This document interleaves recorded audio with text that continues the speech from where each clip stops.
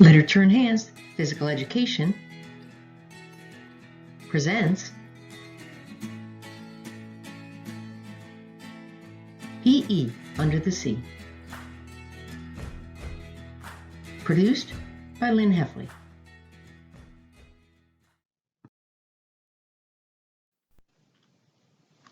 PE Under the Sea by Lynn Hefele. Illustrated by Steve McGinnis.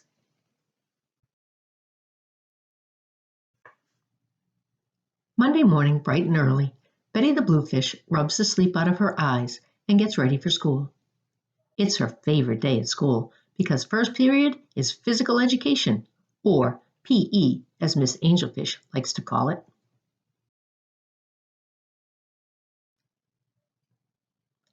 After a breakfast of minnows and seaweed, Betty grabs her book bag and heads out to meet Sammy. Even though it's out of the way, they always swim high toward the sky to feel the sun on their fins. Then they dive down below and touch the sand before gliding into a porthole and under the planks of an old shipwreck.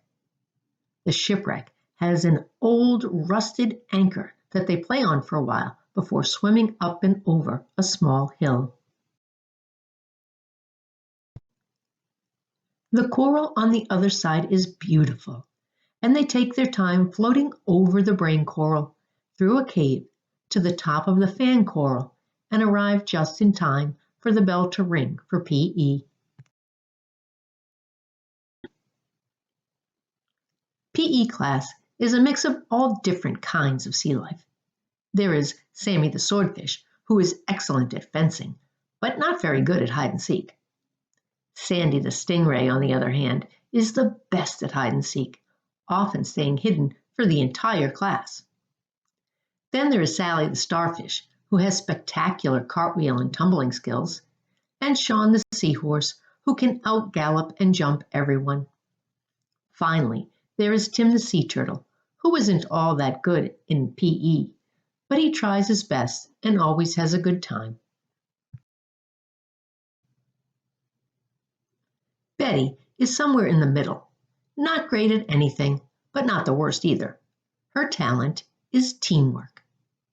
She always tries to do what's best for the team, even if she doesn't get to be the star. She cheers for her own team, but is also nice to the other team. Everyone likes to have her on their side because they know she will try her hardest. Class begins with a warm-up of circle spins. Betty spins in wide circles, but she is under control. Sammy gets dizzy and gets his sword stuck in the sand, but he just picks himself up and tries again. Next, they stretch their fins and flippers so they won't get hurt during the game. They finish with swimming laps to build up their endurance. Everyone swims at their own pace, not trying to race. Sandy moves low and sleek in the water. Tim glides near the bottom. Sally cartwheels and tumbles along the ocean floor, and Sean gallops with ease. Betty tries to swim as close behind Sammy as possible and pushes herself to do better every time.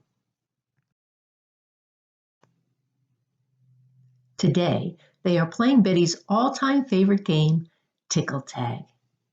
Miss Angelfish blows her whistle, and they swim toward the shore. Up above are funny little creatures splashing around. Miss Angelfish calls them feet. They move in pairs very slowly at the surface.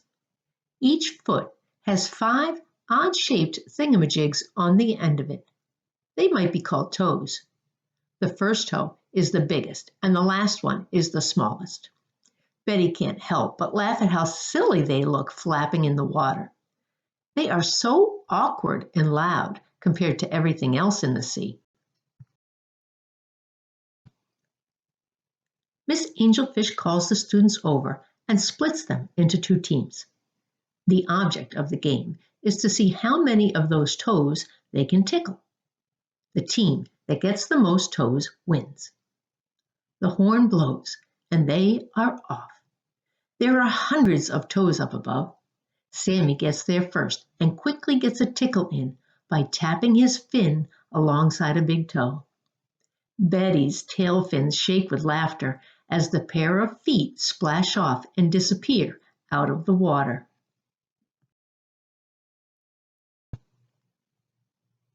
When Betty stops laughing, she races off and chases after a very large pair of feet just below the surface.